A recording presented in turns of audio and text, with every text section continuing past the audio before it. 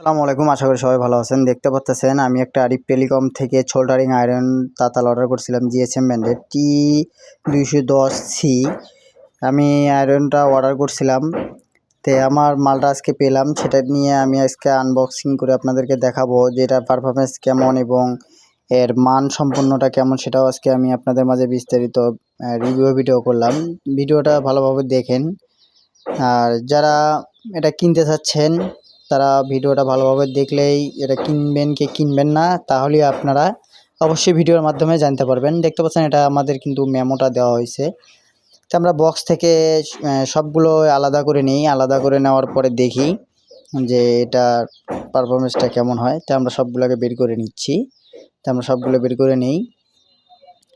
তো যারা সোল্ডারিং ভালো মানের সোল্ডারিং খুঁজতেছেন তারা কিন্তু আমি জিএসএম ব্র্যান্ড, লেখা আছে জিএসএম, কিন্তু প্রোডাক্টটা ভালোই লাগলো আমার কাছে।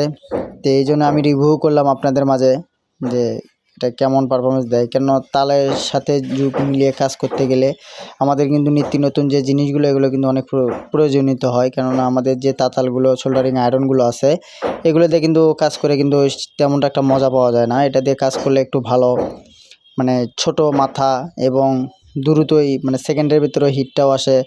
তারপরে কারেন্টটাও কিন্তু অনেক সাশ্রয় হয় আমাদের, কেননা অটো কাজ করে উড়ানের শ্বাস সব কিছু হিট যদি হয়। আর কাজের মানে পারফরমেন্স ভালো রাখার জন্য কিন্তু কোম্পানি বা প্রতিনিয়ত আপডেটে মালগুলো তৈরি করতেছে আমাদের সুবিধার্থের জন্য। তে আমরা আগে সোল্ডারিংটা লাগানোর পর আমরা দেখব। আবার কমেন্টে কেউ বলেন না যে এটা আমি স্পন্স করছি বা আমাকে ইয়াও করছে, না ভাই, এটা আমি নিজের টাকা দিয়ে আমি কিনছি। কিন্তু আমি রিভিউ করলাম যে মানে কেমন হয় ভিডিওটা একটু দেখি। আর আমি ব্যবহার করতেছি, আরও এটার কাজ আমি কিছু দেখাবো আপনাদের। কিছু আইসি নেবেলে কাজ করি আমি, সেরকম প্রফেশনালভাবে করি না ভাই। আর যাতে কেউ বলবেন না যে, কারণ আমি যা করি গ্রামে অনেক আলহামদুলিল্লাহ ভালো, মোটামুটি যে কাজগুলো করি অনেক ভালো কাজ করি। দেখতে পাচ্ছেন আমরা এখন যে আমাদের স্ট্যান্ড আছে, স্ট্যান্ডের আর্থিংয়ের যে তারটা আছে আমরা এটাকে এখন খুলে নেব।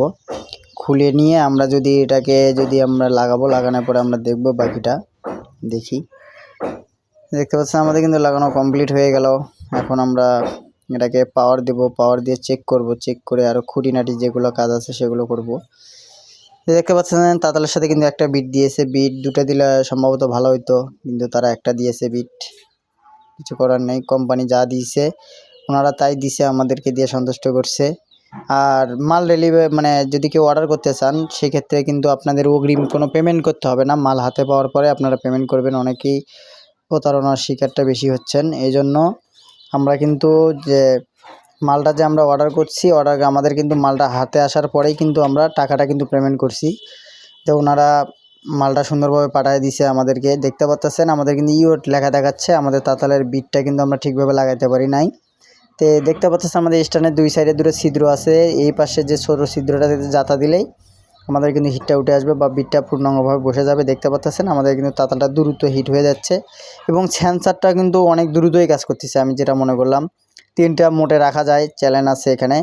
মানে আপনি 350-এ রাখলেন বা 350 রাখলেন, 400 রাখলেন বা যেটা দিয়ে আপনার ভালো হবে আপনি কিন্তু সেই মোটে রেখে কাজ করতে পারবেন, কোনো প্রবলেম হবে না।